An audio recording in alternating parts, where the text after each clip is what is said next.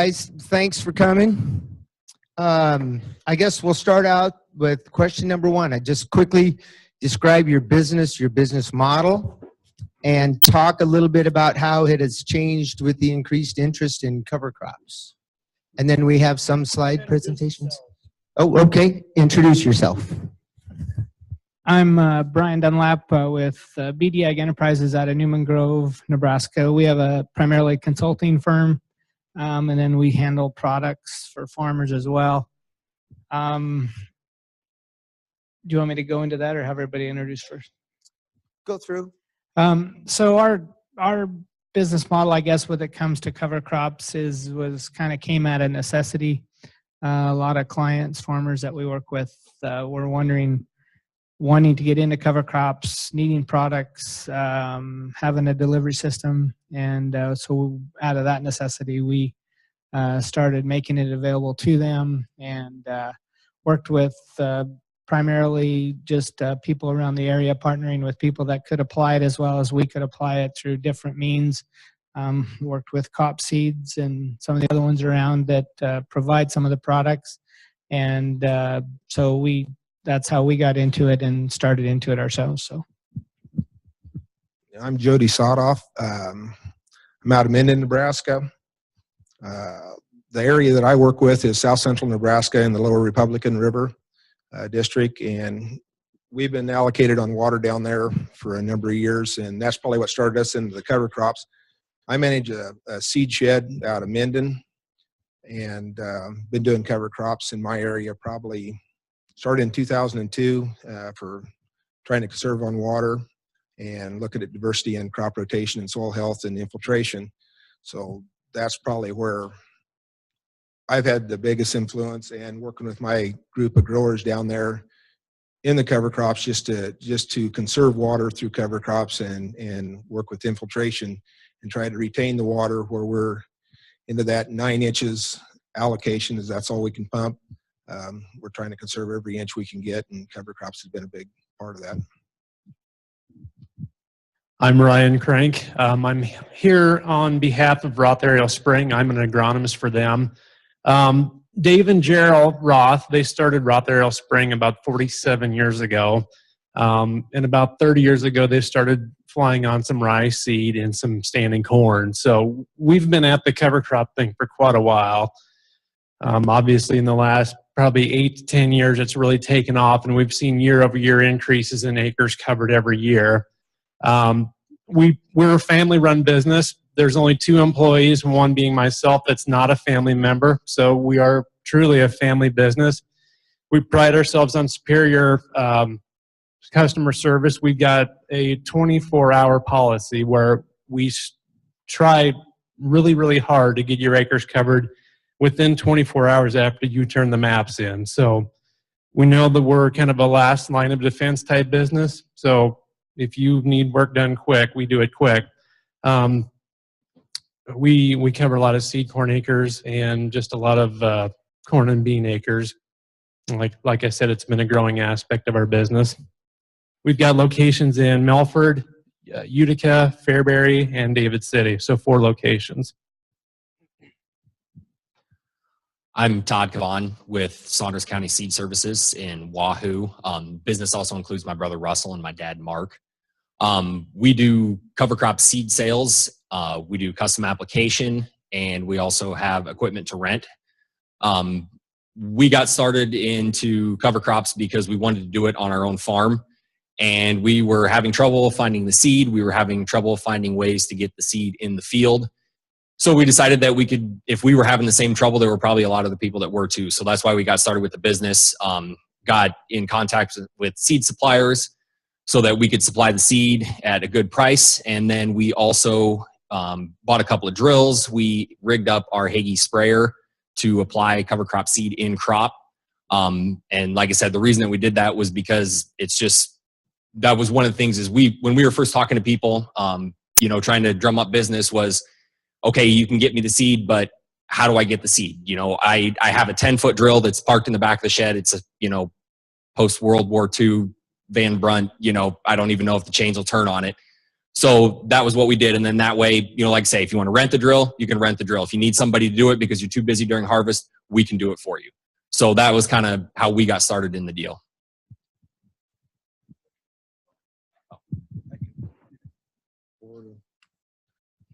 Just some pictures here. This is a picture of our Hagee that we rigged up with a Gandy seed unit.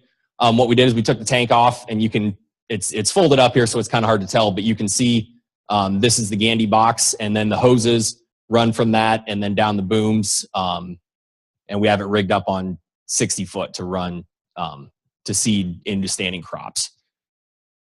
That's a picture of it in crop. That's another picture of it going into corn. This is the following year, soybeans growing. You can see the residue. I'm sorry. You can see the residue in between the rows, see the stalks and everything. So like I say, we get a real good stand out of it. It works really well. The one downside that we have found, we have a lot of hill ground that's terraced and contoured, have a really hard time following the rows. We found that it works best on pretty level ground and straight rows.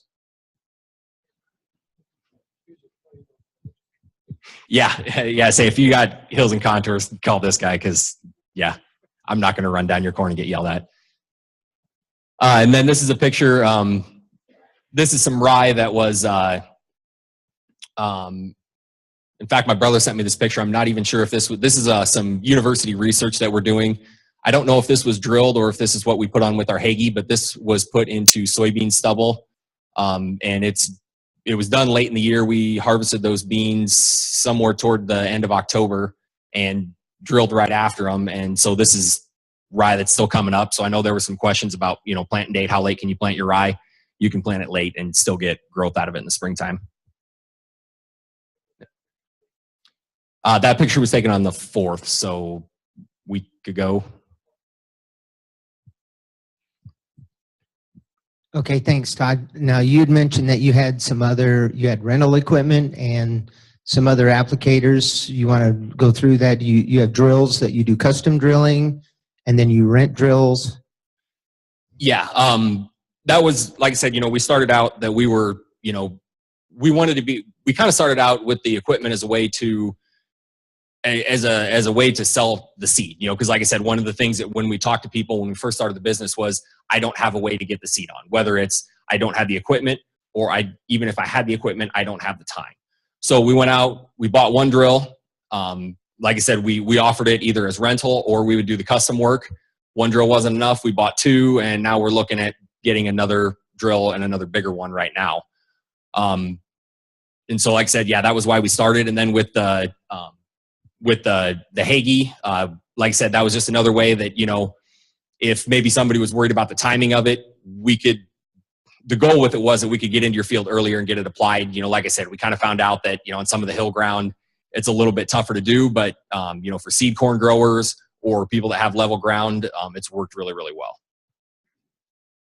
Okay, and that Hagee unit then, is that now dedicated to cover crops, or can you switch boom and Gandy box out and go back to regular sprayer? Yeah, we switch it back and forth every year. With that, we spray our own. We do our pre's and our posts with it. Then we switch it over. We detassel during seed corn season, and then we switch it over into cover crops. We leave that on until the springtime, until we're getting close. In fact, we just took the Gandy box off and put the tank on here a couple weeks ago. So, yeah, and I'm going to assume you don't rent that out to farmers. No. Okay, I actually I was up in Vermilion, South Dakota earlier talking to a group of farmers up there. And when I saw some of the slopes that have cropland residue on it, it chilled my bones to think of a combine on there, much less a Hagee. So back to Brian, about your business model. You've got a few different means of application as well. Oh no, Brian. Well, Brian Krink is a aerial applicator. Primarily, come over here to Brian Dunlap, and we'll establish what everybody's got for equipment. We as well have access. We have Hagee, and actually we're doing some research with the university on one of our clients that's here today, and he also drills rye for us or cover crops for us as a partnering with us.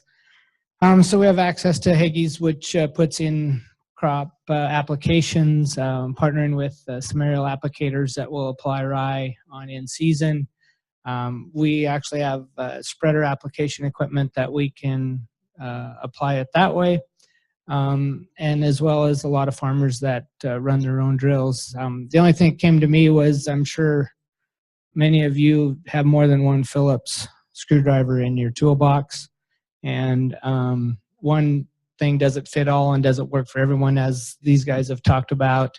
And so finding the right tool for the job is important. And then also being willing to be flexible and change that tool, which I know Dan, with what he's done with in his cover crop systems in the past. We've actually even gone too far as what Dan applied cover crops at V7 corn that was coated seed to supposedly slow release so that it would start growing later in the season, and that was an experience as well. But so there is other tools and ideas out there, and be open to look at different things that you may want to do. Go on to Jody. We've got access to a row crop spinner. We've done quite a bit of cover crop seeding with that. We've got an air machine that will run cover crop seed through. Aerial application, got a couple good pilots in our area that'll fly on for us. Probably the biggest percentage is all done through a drill. That would be for either after wheat or after corn or after soybean. We like to get it in the ground, and so drilling is probably 80% of our cover crop seed is done with the drill. Okay, go on over to Ryan. And Ryan, for you, I want you guys to talk about the main challenges developing your business. Application, I know I've done aerial application. The picture Paul Yassa showed of my big sandy hillside with a golf course carpet of cover crop on it was my home run my first year, and I've struggled with it since then. So I went to drilling. But you know, the aerial aspect of it, initially, you know, back in 2004, seeding cover crops aerially was kind of the redheaded stepchild. The fungicides, insecticides were the main business mode. So as you evolved into the seeding cover crops, talk about some of the challenges, whether through application, logistics, things like that. Okay, probably the biggest challenge for us is obstacles, honestly. Houses. We're kind of in the part of the state where we've got a lot of housing encroaching. So you've got, you know, a certain aspect of people that if we're flying over their house, it bothers them, or it's an obstacle for us to fly over. Power lines, cell towers, and the wind generators. Probably that's our biggest obstacle.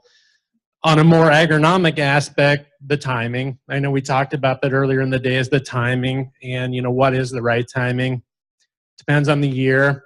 I guess what maybe gives us an advantage in terms of timing is if you get a rain and somebody else can't get out in there, we can get there. You know, if you've got another rain coming and we just had a rain last night, you say, well, I want it done. We'll get it done. It doesn't matter to us what the ground situation is. So yeah, probably the biggest obstacle is physical obstacles, and then just timing, and then trying to make that work. And that's kind of a hit or miss thing. Sometimes things work out well, sometimes they don't. Yeah, and we're dealing with Mother Nature a lot of times. And if you have irrigation, you can water to bring it up, but Mother Nature can give you that 30 hundredths you want to get it started, and then she can come through with a cold front and have 20-mile-an-hour winds and dry it out. It's a challenge, but the timeliness is the advantage there. Todd, do you have some comments? Just about the you know, the main challenges, solutions arrived to getting you to the point where you are now in your business. I think one of the biggest challenges for us has just been the growth and keeping up with it. You know, everybody in here that farms, you know what it's like as far as, you know, purchasing equipment. You know, do I move from an 8-row to a 12-row? You run the numbers. Okay, well, I don't quite have enough acres to justify moving up, but should I make the move to preempt that, hoping I can get the acres, or do I wait and see what happens? I mean, I can tell you this year, we started out the year with one 20-foot drill. We had people wanting to rent it. We needed to get custom work done. So then we were in a rush. We had to go out, try to find another drill. Of course, when you're going to buy something in season, you're going to pay more money for it because it's in demand and you're not the only one that wants it. And so I think that's been our biggest challenge, is just making, trying to stay ahead of it, but yet not spending too much money, and getting ahead of yourself. Okay, so we'll stick with you and move back this way. A little bit about your predominant seed mixes applied in specific systems, whether it's seed corn. I know there's a lot of that in the eastern part of the state versus a conventional corn bean. What are you doing mostly? What are your farmers asking for? So what we're running for seed mixes in seed corn, one of the biggest problems with the seed corn field, those of you that grow it, those fields get abused. Tillage up front, who knows how many times the sprayer runs over it. You've got a cutter, you've got a detasseler. There's a good chance it could get harvested the day after a rain. So one of the things you're really looking for is to help break up the compaction. Another thing in seed corn is weed suppression. By the time when you open up the canopy, then you knock out the male row, there's a lot of sunlight hitting the ground. So you usually wind up with a lot of weeds, especially some grasses growing in there. So in seed corn, we like to run some rye for the weed suppression and some radish and turnip to help alleviate some of the compaction. And then that also makes a good mix for those that want to run some cattle on it afterward, because there's a good opportunity there where you're some of the first, corn that gets taken off. It can, guys can get the cows off of pasture and onto stalks a little bit sooner. In a regular, just a 50-50 corn soybean rotation, what we like to do is on corn stalks going into soybeans, we run just straight rye, about 45 pounds. And then for guys that are going from soybeans into corn, we like to run that same 45 pounds of rye with about 5 pounds of crimson clover. Crimson clover is one of the better overwintering ones. And then that way you get a little bit of a nitrogen boost to help you as you're going into the corn. Okay, Ryan. Okay, the predominant mix we use would be rye and turnip, radish. Reason being, those are the ones that work the best with aerial seeding. We realize that seed to soil contact is our downfall. Our timeliness and our ability to get it done fast is the great thing, but the seed to soil contact, we realize the drill is better. So we pick things that excel, rye and the turnip and radish. We will do whatever the customer wants, but our main recommendation is those three, just for the reasons of they establish better. And I know Jody's got more 15 to 18 way mixes than I can count. And that's one thing. I try to tailor my seeding rates to the customer's field and what their long-term goal is and what their short-term goal is. So like Dan said, a lot of mine are 15, 18 way mixes. I'm a little different than some of the guys up here. I don't do a lot of cereal rye. We raise a lot of seed production in my area, so cereal rye kind of keeps me out of that. But we do a lot of wheat, we do a lot of barley, we do a lot of triticale, we do a lot of oats, campbellinas, vetches, rape. Annual ryegrass is probably one of my favorites. I know a lot of people are scared of annual ryegrass, but I try to get annual ryegrass in on all my mixes because it's probably got some of the deepest rooting masses out there, and a little shorter above ground growth, but I look at more what I can grow below ground than I do above ground. I know a lot of you farmers are very cosmetic. You like to see the big leaves. You like to see the big above ground growth. I look more at what's going to grow below ground. When I look at going in after corn and after soybeans, I look at what a winter annual does. And basically, if I can get a winter annual planted anywhere from October to mid-December, I just need to get it an inch above ground because that's typically what you see on your winter annuals out there. So I don't want to see a bunch of above ground growth because Mother Nature is going to try to freeze it off or burn it off with some cold winds. So I look at that below ground growth growing all winter long to provide my biological life. And then come springtime when that breaks dormancy, it's going to grow so fast out of the top. So that's why I tailor a lot of 15, 18 way blends and try to lean heavily in that September through mid-December planting date is pushing them winter annuals just as hard as I can push them and get them up out of the ground. But try to keep them as short as possible and let them all grow in the springtime, because that's when I'm going to try to compete against the winter annuals that we typically fight with, the mare's tails in the spring, the kochia in the spring. That's my winter annual, is going to try to keep that winter annual in suppression. So I do things a little bit different and push a lot more diversity in my mixes.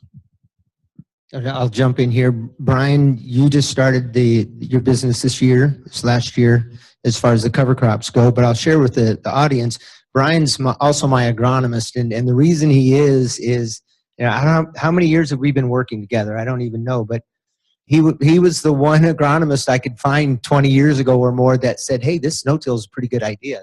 I'll work with you on this.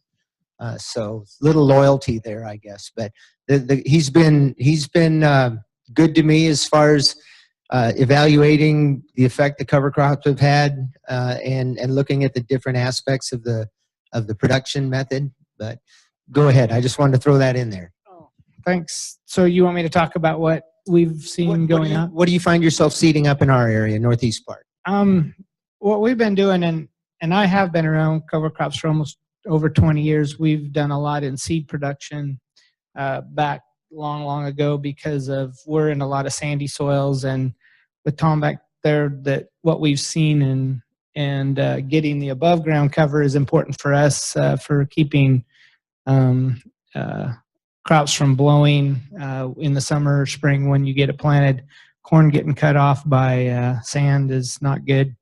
And so rye was primarily what we see and what we do. Now we're probably growing in our area a lot more with mixes and diversity, and Dan can attest to that as well, with radishes, with hairy vetch, with other things of that to help probably break up compaction. So we have a wide diversity of soil types in our area as well, where we're located, and seeing again, not one thing fits all, and need to diversify for what we're doing. So also with some of the cost share programs out there, there's a lot of how do I say this?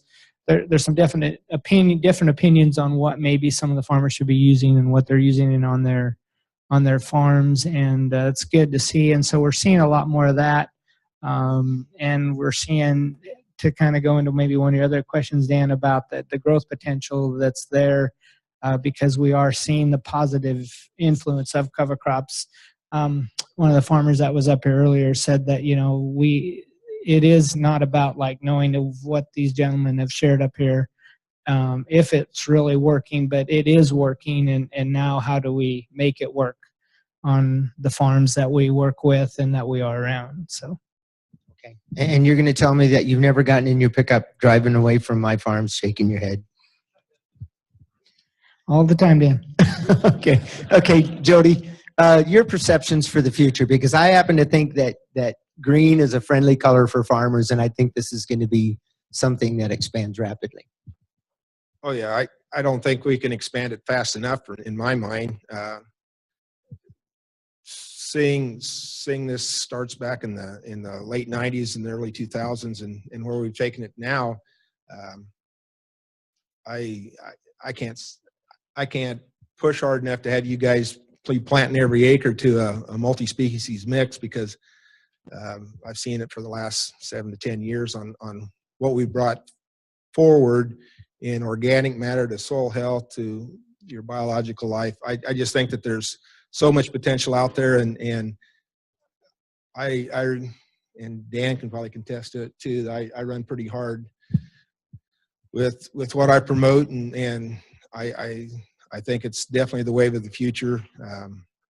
I'm a guy that I'm trying to think 5 years ahead of what we're doing now, because I want to be the innovator, and I want to be able to do today and then come back 5 years and kind of promote to you guys on what we need to be doing. So I'm always trying something a little off center, a little outside the box is the way I look at it, because like I said, I got to stay ahead of you guys, because you guys are all asking questions that I want to have the answer for in a year or two.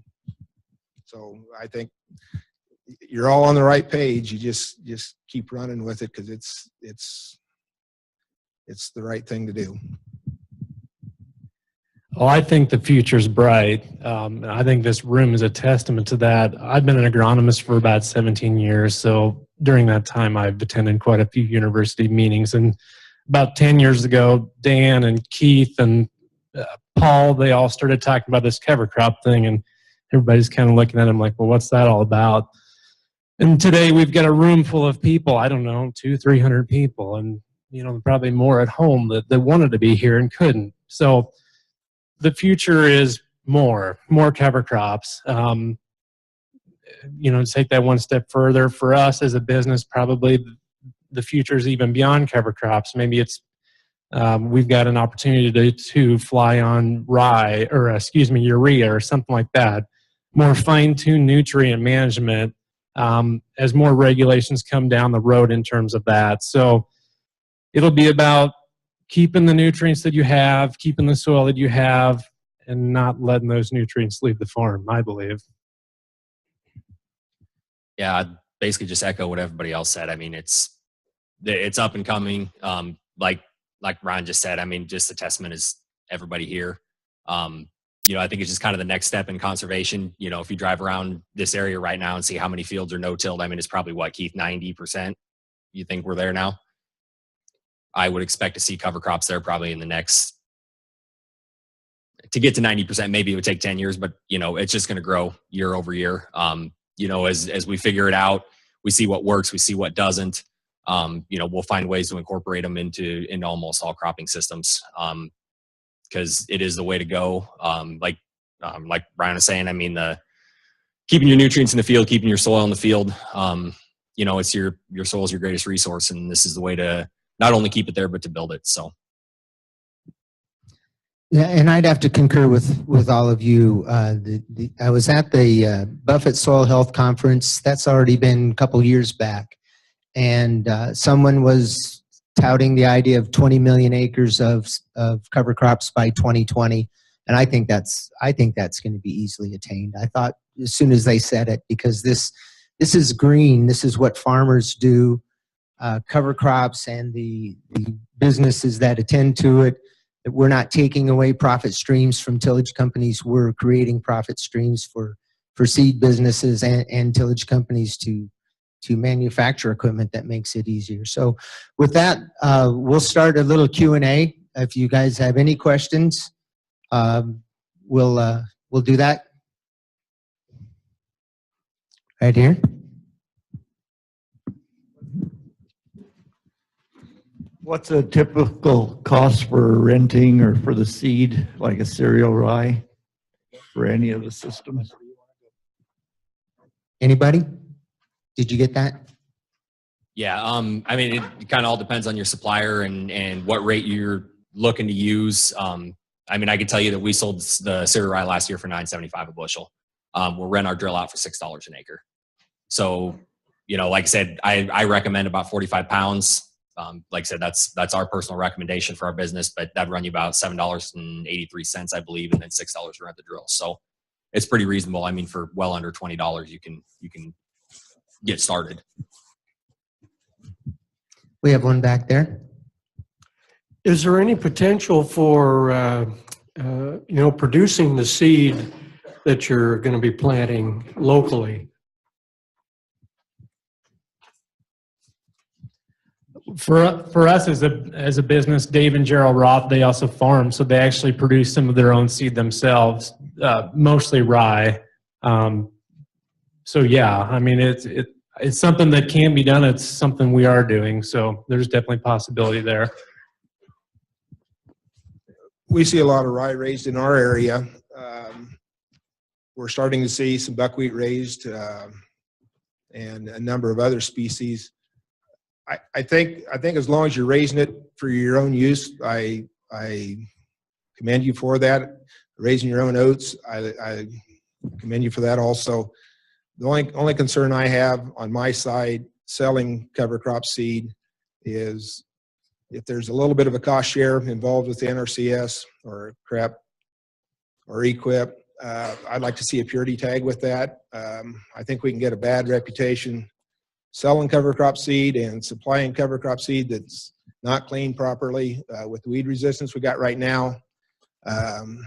it doesn't take much to put a 2,000-pound mini bulk bag together and haul it across 2 state lines, and then have a weed resistance issue show up in a part of the country that never had that weed before, or hasn't been spraying that type of chemistry. So I'm kind of an advocate of a purity tag with the seed that I sell or promote, just so make sure it's been cleaned and is a pure seed, as pure as I can get.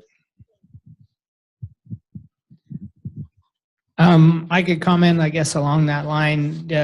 You know, I think if you can raise some of your own seed, I think that's a good thing too. And sharing that, we have many farmers that share it or sell it to bordering neighbors around or areas around. Good clean seed is important. Good quality seed is important. You know, supply, if those that have been in here and have been raising rye, notice that, you know, I think what rye this last year was half price compared to what was the year prior. So inventory management's important for us as businesses, and how we handle that, that's a challenge, I guess, from on our side. Could be on your side as well, as if you're farmers and raising it for your own use.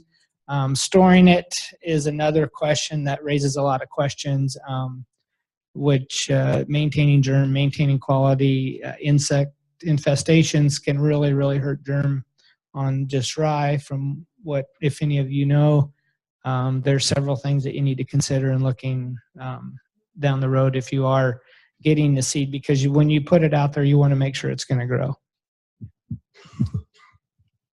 Okay, I have a question while you guys think of your next question. Probably Todd, Jody, and Brian, the seed corn industry is really, you know, that's been the business that's the cover crop business that's been there for a long time. What are your thoughts on seeding at detasseling, like having a Gandy on that detasseling machine or mail row shredder? Do you have anybody, you know of anybody that's done something like that? I've heard a lot of talk about it. What are your thoughts on that approach? The best time I like to seed into a seed production field is prior to tasseling. I try to use them coming in with their detasselers to get my seed to soil contact. So if I can coordinate that with my detasseling crew, I'll try to be in there 1 to 3 days in front of them detasseling, and then for sure in front of a male stomp row, I'll try to get seeding on if I haven't been able to do it in front of detasseling. But I still use that tassel and that cutting of that leaf off that top third of that plant as being my seed to soil contact. So flying it on or spinning it on or running an air machine over it would be the 3 ways that we take care of that in our seed production.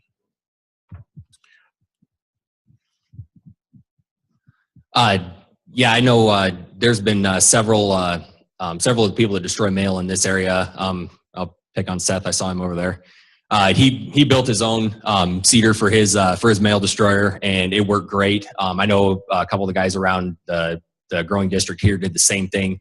It does an excellent job. I really like the way it works. I think it's a great way to get it on the cover crop, and as far as, you know, for the seed corn grower, it's a better way. I mean, honestly, I'll admit it. It's a better way than having me do it, because they can charge you, you know, they're going to be going over the field anyways, so they can charge you a few dollars extra, take care of it in the same pass. I really like that. I'm a big fan of it. And yeah, I mean, I think it's the way to go, my personal opinion. Have you got a thought on that, Brian? Okay. Okay. So then let's jump from seed corn then into conventional corn. There's been talk about making a seeder, and after a certain, you know, growth stage in conventional corn, coming in and clipping off the, you know, top foot or so, seeding underneath it, and then having that mulch provide. Would your machine do that? Okay, so it's a mail row. What are your thoughts on doing something like that in conventional corn? And this probably goes to the extension personnel as well. You know, is that a good idea? Ray says no. Because I've had several producers ask me about it, so well, just thought I'd raise that. For the agronomy in me says no, because I mean, we want to keep as much leaf area available feed that plant to cause it to go to yield. And I mean, as far as the Hagee and some of that of coming in, blowing in seed in between the rows, I think that's a good option and a good way to put it on after pollination. But as far as trying to destroy part of that corn plant to help feed the cover crop, I would probably disagree and not recommend that. Mm-hmm. Even after black layer, even after those top leaves have finished their part. If we get to black layer, I don't know. I still like to leave as much plant intact as possible personally. Yeah, I've had enough producers ask me about that. Questions? Hey, Dan. Yes. I'm here. Oh, there you There go. you are. Thanks. Here we got a grower that took some machinery and modified it to make it a drill. Tell us what you did, Paul. I took a Case IH Turbo Till and I put a 80 bushel Gandy airbox on it, and that's what I've been putting ride on with that. It makes sense. How much more damage does a turbo till do than a 7.5-inch spacing drill? You get the cover crop seeded, get some seed to soil contact, and get it going. I got a question for you, Dan. Uh-oh. Now the panel can answer too if they'd like, but this is a tough one. Okay. I'm a banker. And I run into you and I say, Dan, I know you're interested in cover crops and used cover crops. And I've got some growers, I've been going over their production loans and they've got dollars budgeted for cover crops. What kind of return on that investment can they expect? Okay, that's a great question.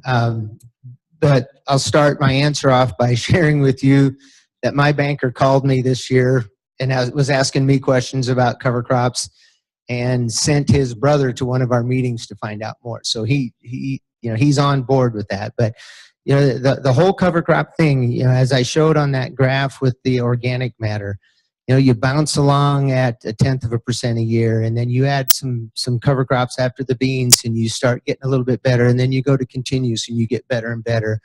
And pretty soon after 5 years of cover crops and continuous no-till, you have an extra % organic matter, and you've got 3/4 of an inch additional available water holding capacity.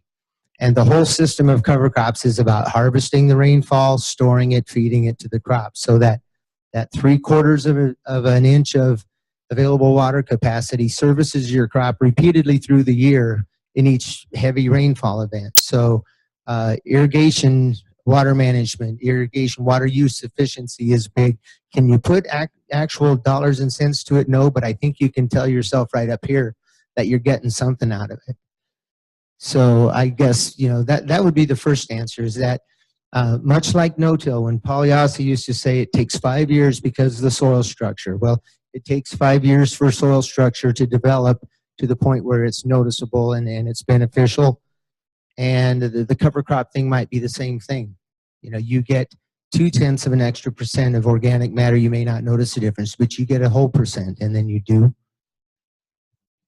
Okay?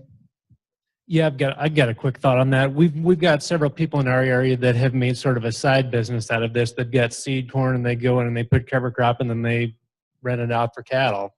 $20-25 an acre is what they make. So there's other opportunities other than just the soil.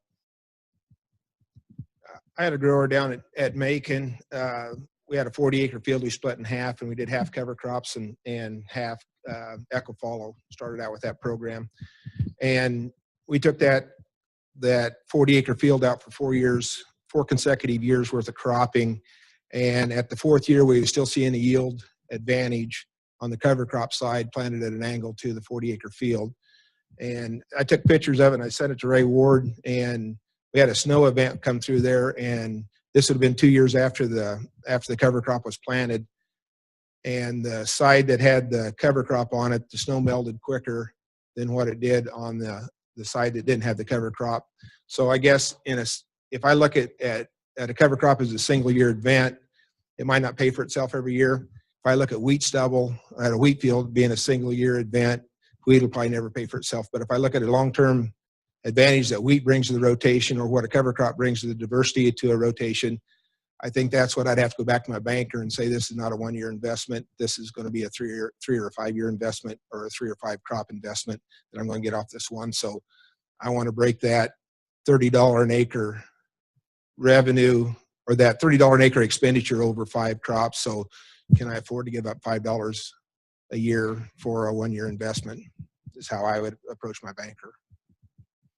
I will jump in quickly. I know, Brian, my sand farm, the most noticeable effects, positive effects on production are on my sand farm. Adding a cover crop onto sandy soils, or your most marginal soils, if you want to see more of a bang for a buck, I see it happening on your more marginal soils faster. And 20 bushel an acre in 1 year, the first year you put a cover crop on a sandy piece of soil, you eliminate some of the surface evaporation. You put a root system in that soil profile that biodegrades slower because it's a low organic, coarse soil, low organic matter. So that false organic matter that I was talking about earlier, or the non-recalcitrant, I think you see more immediate benefits when you go into sands, number one, and just your regular marginal soils. I guess I would agree with most everybody here as far as the bang for the buck that you get from the cover crop input, and we see it in irrigation, fertility holding capacity, water holding capacity. We do some work with aerial imagery also, and having a thermal camera mounted in an airplane, and what we see for when we early on irrigation and being able to actually irrigate less earlier to infiltrate that soil, we see lots of advantages, and I think cost savings as well.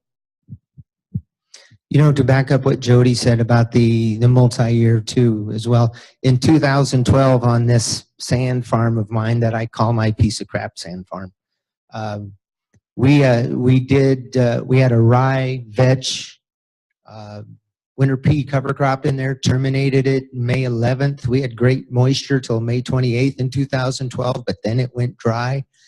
And I have pictures of that dryland sand looking like irrigated corn all the way up to August 1st. It held in there longer than anything else. But the interesting point was then the following year, 2013, we also had a dry summer. And that just after that 1 year of a multi-species cover crop, that corn held in there till August 21st, when we did get a 3-inch rain, and it had 100+ dryland sand corn. So the enduring benefit of that is there. There's a question. Here, I'll run up. Oh, okay, Keith's got you.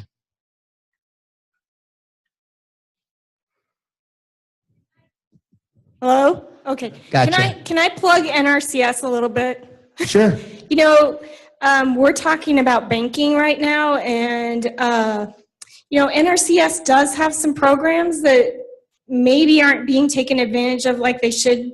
And somebody at the upper offices says, the more money we spend, the more we get. We're kind of low this year on funding, but for certain programs. But, this is not a short-term thing.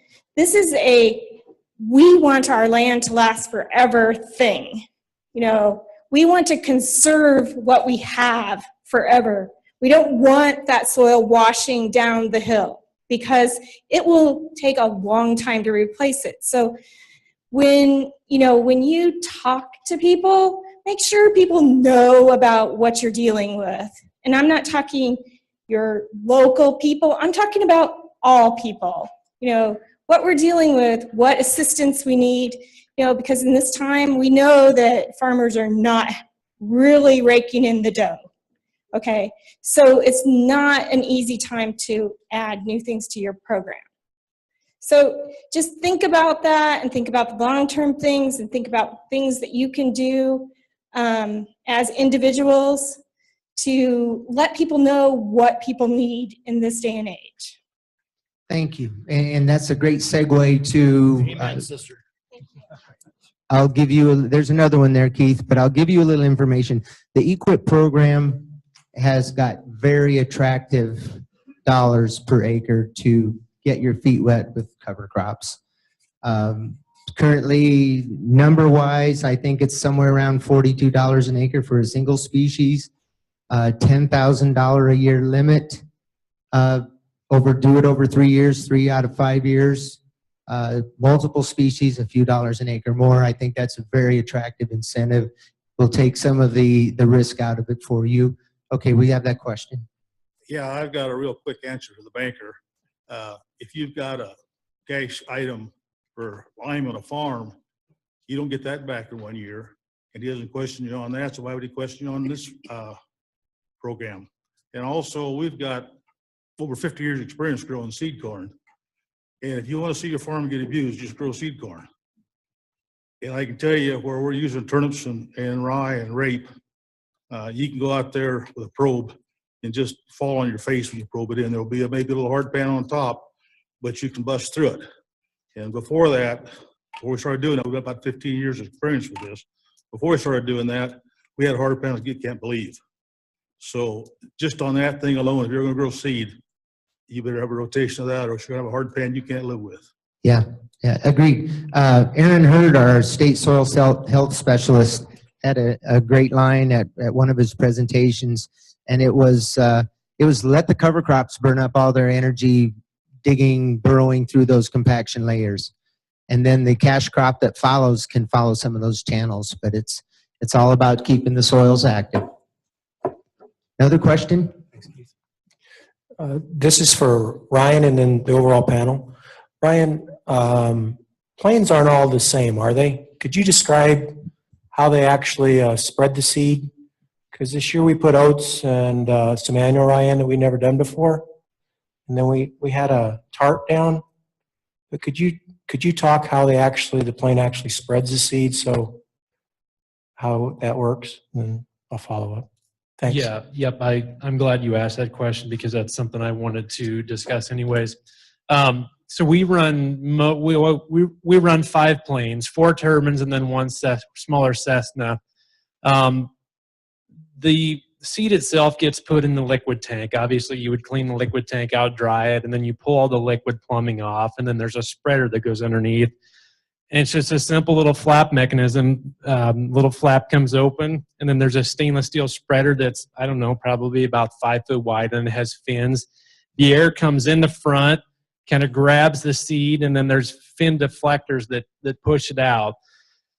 Now, a common misconception that I hear in regards to aerial application, whether it be fungicide, seed, or whatever, your coverage isn't very good.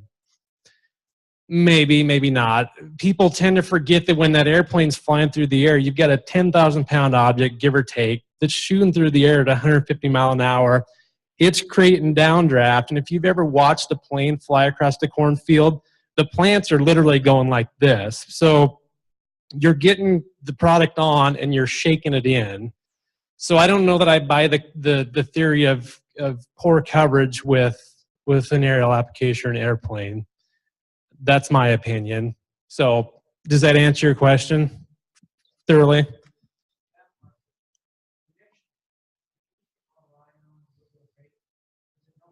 Thanks, Keith. Instead of most people, like we've been talking a lot about rye, is it help to have like a flour, like when you drill, you put oats and things in there to kind of get a better even spread? Or does it make better to have more of a monoculture cereal rye? Because we've been talking a lot about cereal rye today. I guess our preference is to not have anything fluffy.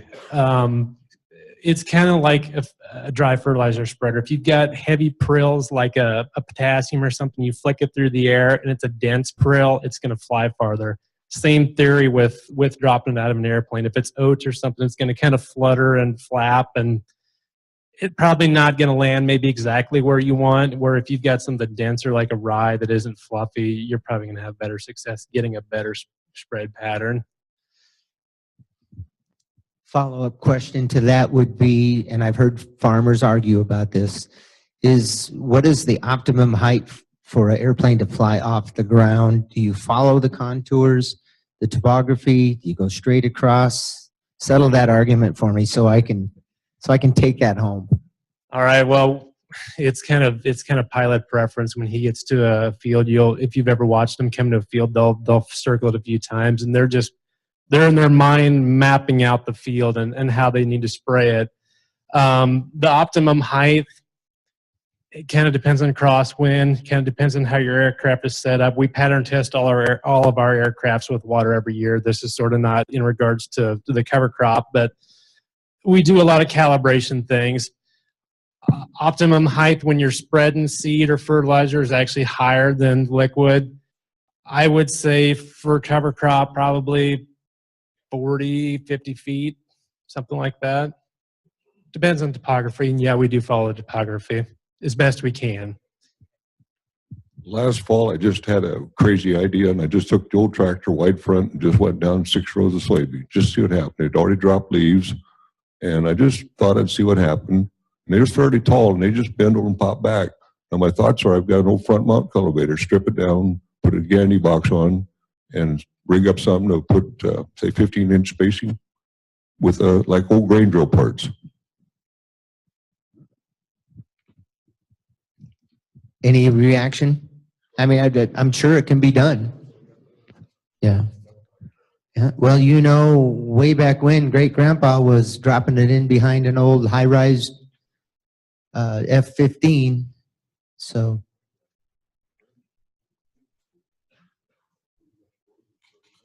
Mm-hmm. Yeah. And there's some of that technology, Paul. There's some of that inter-row grain drill stuff going on right now, putting a couple rows in there. Okay, we're getting close. We burned up almost an hour here, Keith. Here's a question. Talking a lot about cereal rye, but nothing about varieties. Whenever I try to buy it, it's without a variety, just purity and the state it comes from. Are there different varieties, and what's the advantages, or does anyone have it identified that way? Whoever. How about all four of your opinions? There are different varieties of rye. I know personally what we sell is VNS, like you said, variety not stated. We ourselves did a quick little side-by-side this year comparing VNS rye to Elban rye, which is a very popular variety. I know, Keith, you guys are doing quite a bit of research with that as far as how it greens up, what you see as far as the above ground, how much biomass you get and everything like that. I can't really give a real good recommendation. I don't know if any of these other guys have more experience than I do.